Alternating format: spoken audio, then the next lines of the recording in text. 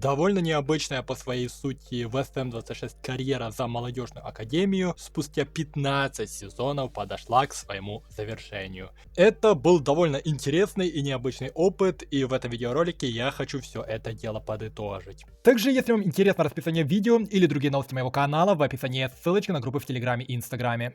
Для начала еще раз напомню, в чем была суть этой карьеры. Я возглавляю австрийский Red Bull Зальцбург. Арендую в начале сезона 5 перспективных футболистов из РБ Лейпцига, вывожу их на пик и возвращаю обратно в РБ Лейпциг. Ну а в самой карьере мы наблюдаем за результаты как раз таки РБ Лейпцига, и конечно же хочется наблюдать за их достижением, за рост команды и за трофеями. Но, к сожалению, получилось все далеко не так, как хотелось. За эти 15 сезонов РБ Лейпцигу удалось выиграть всего лишь какие-то жалкие 7 трофеев за 15 сезонов. Это очень плохой результат. Это, если что, были 3 победы в Кубке Германии, 1 чемпионство, 2 победы в Суперкубке Германии и 1 Лига Европы. Что касается Лиги Чемпионов, то самый лучший результат команда продемонстрировала в 2014 сезоне. Это был четвертьфинал. На самом деле в этой карьере было много интересных моментов. Во-первых, это в целом довольно-таки необычный и интересный опыт наблюдать за командой, за которую играет бот со стороны и смотреть, что там да как происходит. Да и в целом, что касается Red Bull Зальцбурга, здесь тоже был своего рода эксперимент, потому что я играл через инстант-симуляцию.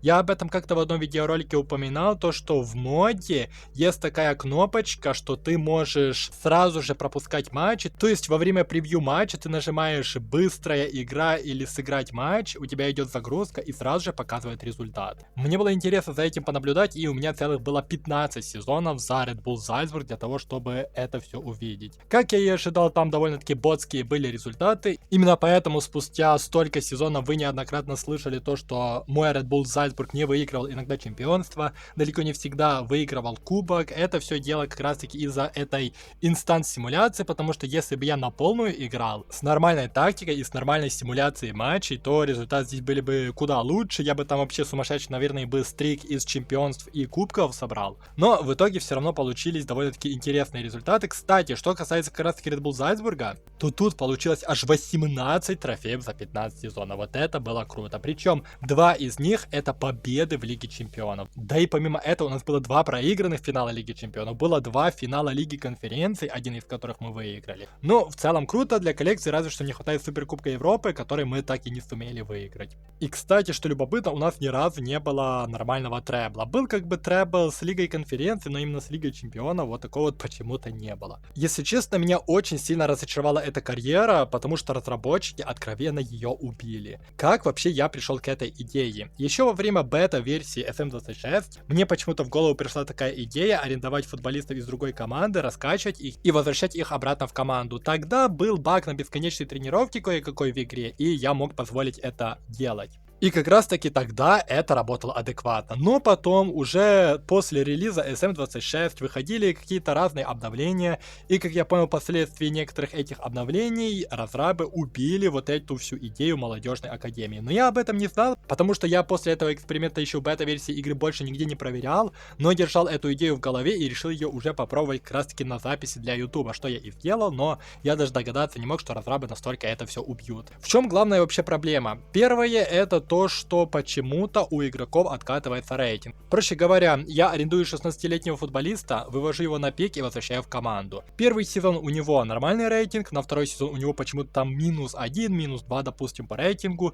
еще через сезон еще больше минус, и в конечном итоге его рейтинг падает все ниже и ниже, но потом медленно начинает возвращаться. Где-то к 25-26 годам, я за этим тоже наблюдал со стороны, у них рейтинг возвращался обратно на пик, как и было, когда я еще их арендовал, но это слишком долгий срок, и понятное дело, что сидеть и ждать этого, ну, это глупо. Не факт, что ты чего-то адекватного дождешься, каких-то результатов, в конце концов, от команды, да, и в целом команда может продать этого игрока. Что еще интересного с наблюдений, я заметил то, что почему-то одинаковые начали матчи попадаться. Я думаю, вы сами это замечали, Просто мы 2 раза, допустим, играем в чемпионате против Герты, было в прошлом сезоне, 2 раза проиграли им 2-0. Юниону Берлину 2 раза проиграли 1-0.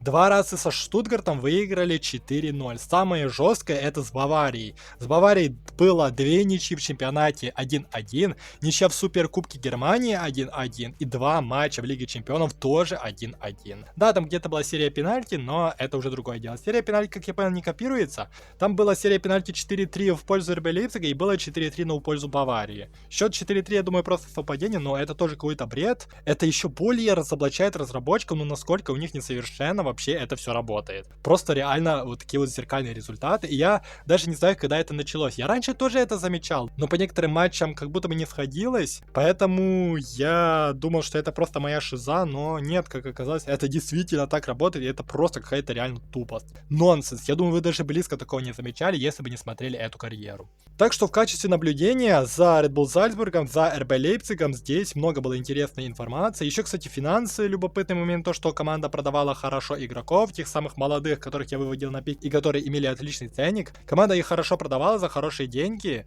но при этом финансы, вот этот показатель, вообще никак в игре не менялся. Вот это тоже какая-то тупость. Короче, абсолютно ничего нового. Игра как была для меня разочарованием во многих деталях, во многих аспектах, на которые множество из вас, игроков, которые не так много играют, не такой большой опыт имеют, для вас это, наверное, было незаметно, но для меня, который пытается следить за такими деталями, ну, потому что я как бы эту игру уже столько переиграл, что я и замечаю разные детали, и основные моменты уже все знаю, поэтому там ничего интересного нет. Вот для меня это был интересный опыт. Так или иначе, хотелось мне увидеть что-то из тех результатов, которые у меня были на бета-версии. Если что, на бета-версии это работало в разы круче, то есть разрабы это точно сломали. Я тогда играл за датский Оденсе, если я не ошибаюсь, так эта команда называется, и по такой схеме арендовал игроков Ромы. В итоге такую схему я проворачивал всего лишь каких-то жалкие 5 сезонов. Не 15, как в этой карьере, а 5 сезонов. И знаете, что случилось? Рома 6 сезонов подряд становилась чемпионами Италии. Причем 3 или 4 из этих сезонов уже были после того, когда я закончил их таланта вот так вот раскачивать, арендовать, но я продолжал все равно играть карьеру, они все равно брали чемпионство. Один раз потом перестали брать чемпионство, и потом снова взяли чемпионство 2 раза,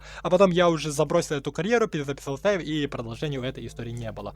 Но даже так эффект был куда круче. Каждый сезон игра генерировала новых талантов, которые имели все больше и больше потенциала, то есть с каждым сезоном потенциал все лучше и лучше был у новых сгенерированных футболистов, и это смотрелось действительно как очень крутой проект. Такой же крутой проект я хотел и здесь вам продемонстрировать, но, к сожалению, не получилось. Даже не знаю, было ли много смысла вообще вот в этих 15 сезонах. Это 15 сезонов, это 15 выпусков, это очень большой промежуток времени, и очень жаль, что этот промежуток времени довольно мало подарил действительно каких-то крутых результатов. Но как вы оцениваете этот опыт и как вам в целом просмотр подобного контента был вот эти 15 сезонов? Можете отписать свое мнение в комментариях. Ну и ждите новую необычную карьеру в SM26 на моем канале. Надеюсь, это видео вам понравилось, и если это так, ставьте лайки. Подписывайтесь на мой канал, если вы впервые и хотите продолжать следить за моим контентом. Нажимайте на колокольчик для уведомлений, и желаю вам успехов, и надеюсь увидимся в следующих выпусках.